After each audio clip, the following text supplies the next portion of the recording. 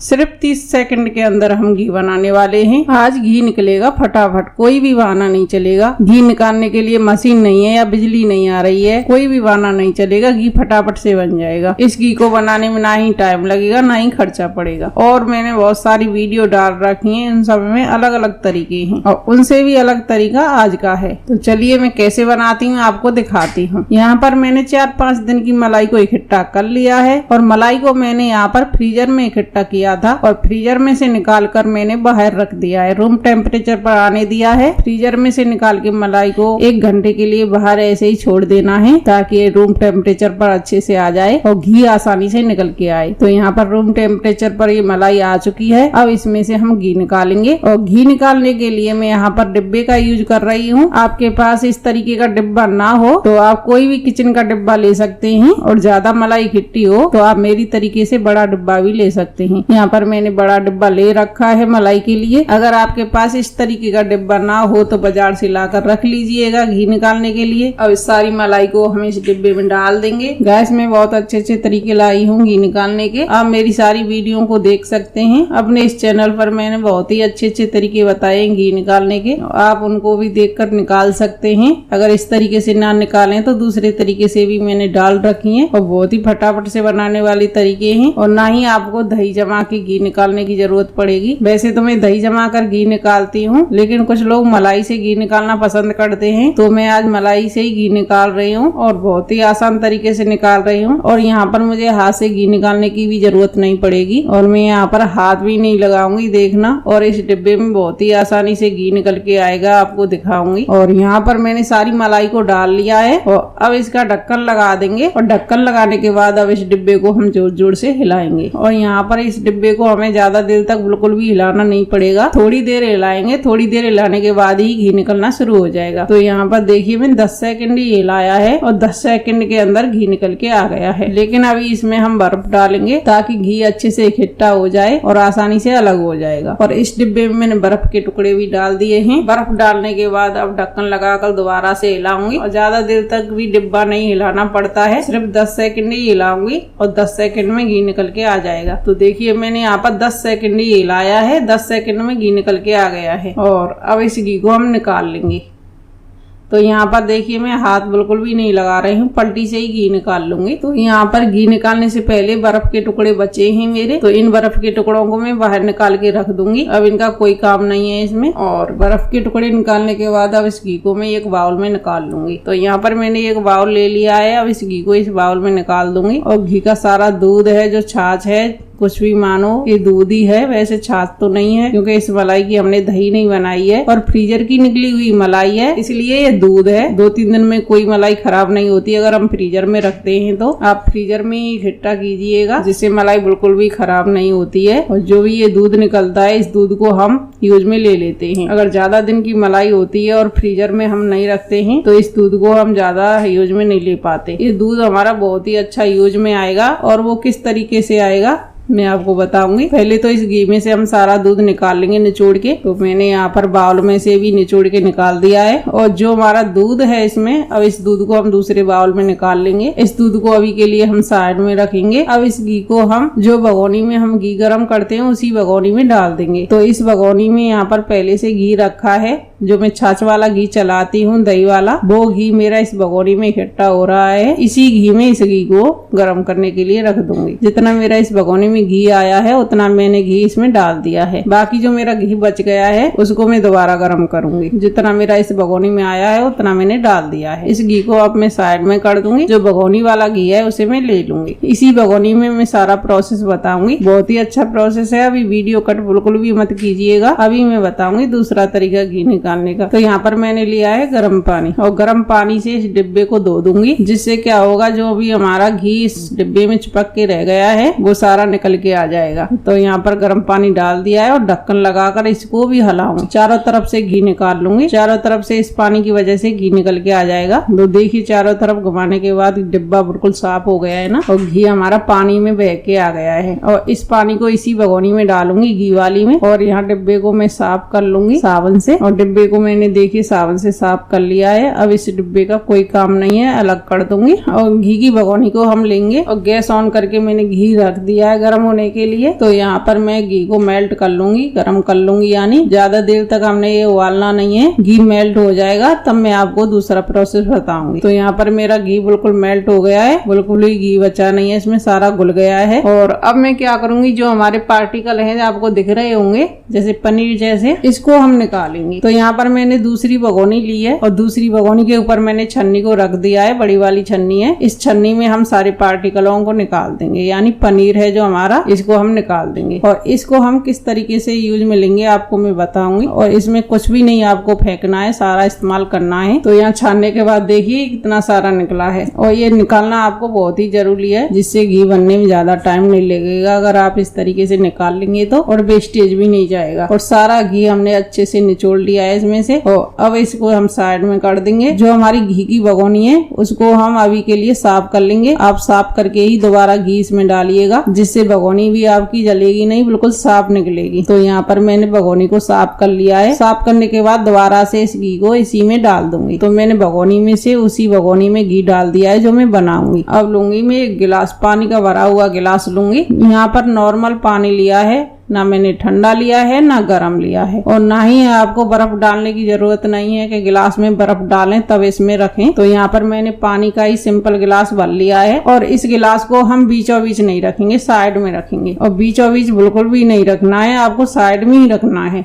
वो साइड में किस लिए रखना है ये भी मैं आगे ही बताऊंगी आपके लिए। थोड़ी देर ठंडा होने के बाद अब इस घी को हम फ्रिज में रख देंगे। आप इस घी को ओवरनाइट भी रख सकते हैं और पूरे दिन भी रख सकते हैं। जब घी सेट हो जाए अच्छे से तब तक रख सकते हैं। तो चलिए हम रख के आते हैं। तो घी को रख के आ गई हूँ। और अब मैं क्या करूंगी, गैस ऑन करके मैंने रख दी है कढ़ाई। और कढ़ाई में डालूंगी जो हमारा दूध निकला है मलाई का, उसको डालूंगी। अब इसको हम थोड़ा सा गर्म कर लेंगे क्योंकि ये ज्यादा ठंडा है, थोड़ा इसका ठंडापन निकल जाए इतना गर्म कर लेंगे। तो यहाँ पर थोड़ा सा गर्म किया है मैंने। थोड़ा सा गर्म करने के बाद अब इसमें डालूंगी मिल्क पाउडर। ना ही मिल्क पाउडर ज्यादा ठंडे दूध में घुलता है और ना ही ज्यादा गर्म दूध में घुलता है, रूम टेम्परेचर वाले दूध में अच्छे से घुल जाता है। तो यहाँ पर मैंने थोड़ा सा गर्म किया है और इस मिल्क पाउडर को इस दूध में डाल दिया है। और देखिए बहुत ही अच्छे से मिल्क पाउडर घुल गया है। कंटिन्यू गैस पर इसे मैं पका लूंगी। जब तक ये पक रहा है दूध तब तक हम दूसरा काम कर लेंगे। तो यहाँ पर मैंने कुछ ड्राई फ्रूट लिए हैं, थोड़े से काजू लिए हैं, थोड़े से पिस्ता लिए हैं और थोड़े से लिए हैं बादाम। कद्दूकस तो नहीं करेंगे, लेकिन जो चिप्स करते हैं ना, आलू की चिप्स बनाते हैं, उनसे इन्हें छोटा छोटा पीस काट लेंगे,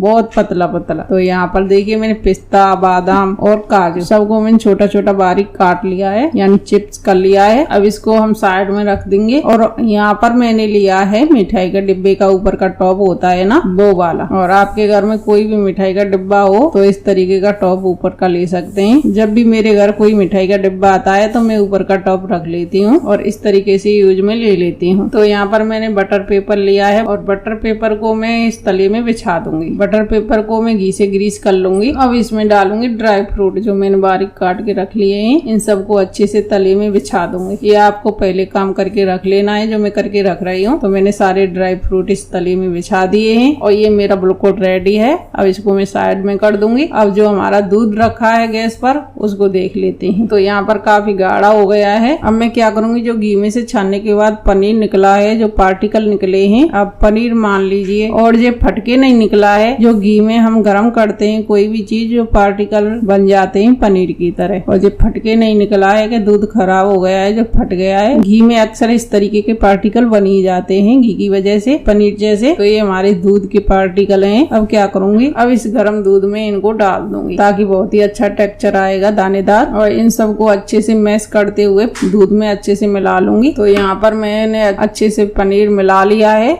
यानी पार्टिकल जो थे वो अच्छे से मिला लिए हैं। बहुत ही अच्छा टेक्सचर हो गया है दानेदार। और अब क्या करूंगी, इसमें डालूंगी चीनी। चीनी मैंने यहाँ पर लिया है 1 कटोरी। आप मीठा कितना खाते हैं उस हिसाब से ले लीजिएगा। और यहाँ पर मेरी 1 कटोरी परफेक्ट है। तो 1 कटोरी चीनी इसमें डाल देंगे और अच्छे से मिक्स करते हुए पका लेंगे। चीनी की जगह आप देसी खांड डाल सकते हैं, गुड़ डाल सकते हैं, मिश्री डाल सकते हैं। इस वक्त मेरे पास चीनी है, चीनी डालूंगी। अगर आपके पास इनमें से कोई भी चीजें हो, गुड़ हो, देसी देसी खांड हो, मिश्री हो, इनमें से कोई भी मीठा डाल सकते हैं। मैं यहाँ पर चीनी डाल रही हूँ, जो आपको मीठा पसंद हो वो डाल सकते हैं। तो यहाँ पर अच्छे से चीनी को पका लूंगी और देखिए हमने थोड़ी देर पका लिया है। थोड़ी देर पकाने के बाद देखिए काफी गाढ़ा हो गया है। चीनी पकाने के बाद अब इसमें डालूंगी नारियल बुरादा यानी डेसिकेटेड कोकोनट। आप सूखा नारियल होता है वो भी कद्दूकस करके डाल सकते हैं यानी खोपड़ा। और यहाँ पर बना बनाया मैं सूखा बुरादा लेकर आई हूँ बाजार से, डेसिकेटेड कोकोनट, और वो मैंने एक कटोरी लिया है वो डाल रही हूँ। इससे बहुत ही अच्छी खुशबू होती है इसमें और बहुत ही टेस्टी लगती है। आप हो तो जरूर से डालिएगा और ना हो तो आप स्किप भी कर सकते हैं, आप इसके बिना भी बना सकते हैं। तो इसको भी हमने अच्छे से मिक्स कर लिया है। जो सूखा बुरादा है उससे देखिए बहुत ही अच्छा गाढ़ा हो गया है डालने के बाद। और थोड़ी देर पका लूंगी और थोड़ी देर पकाने के बाद अब इसमें डालूंगी इलायची पाउडर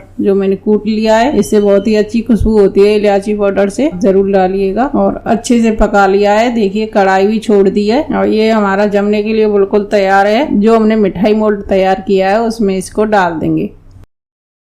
अब इसको हम चारों तरफ से सेट कर देंगे, अच्छे से चारों कोने बराबर सेट कर देंगे। और ये मेरा मिठाई का ऊपर का टॉप है, इसमें मिठाई बहुत ही अच्छे से सेट हो जाती है और निकालने में भी ज्यादा झंझट नहीं करना पड़ता है और बराबर शेप में बन जाती है। अगर आपके पास मिठाई का बोल्ट हो तो और भी बढ़िया बात है, उसमें भी आप जमा सकते हैं और ना हो तो मेरी तरह जुगाड़ कर सकते हैं। तो यहाँ पर मैंने मिठाई को अच्छे से चारों तरफ सेट कर लिया है। अब इसको हम ठंडा होने देंगे, आधे एक घंटे के लिए इसे ठंडा होने देंगे। तो आधा घंटा ही हुआ है और यहाँ पर ठंडा हो गया है और सेट हो गई है, मतलब ये है थोड़ी गर्म है पर लेकिन सेट हो गई है। और चारों तरफ से हम थोड़ा थोड़ा ढीला कर लेंगे इसे। इसके कॉर्नर हैं जो हमें इसे छुट्टा कर लेना है। तो यहाँ पर मैंने देखिए सारे कॉर्नर को छुट्टा कर लिया है। अब इसको हम पलट देंगे और बहुत ही आसानी से निकल आती है, बिल्कुल भी इसमें झंझट नहीं है मिठाई जमाने में, बहुत ही अच्छी से मिठाई जमती है। तो यहाँ पर मैंने उल्टा करके निकाल लिया है, देखिए कितनी अच्छी निकली है ना। और बटर पेपर को ऊपर से हटा देंगे तो देखिए कितना अच्छा लुक आया है, बहुत ही अच्छी मिठाई लग रही है ना। और इसके हम पीस बना लेंगे। आप मनचाहे पीस बना सकते हैं, मनचाही डिजाइन में। आप स्क्वायर शेप बना सकते हैं, आप ट्रायंगल शेप बना सकते हैं, जो आपको पसंद हो वो बना सकते हैं। तो यहाँ पर मैं स्क्वायर शेप में काट रही हूँ। तो कितनी अच्छी सॉफ्ट कट रही है ना, बहुत ही सॉफ्ट कट रही है और मुंह में घुल जाने वाली मिठाई बनी है। देखिए मैं आपको पीस उठा के दिखा देती हूँ, कितनी सॉफ्ट बनी है।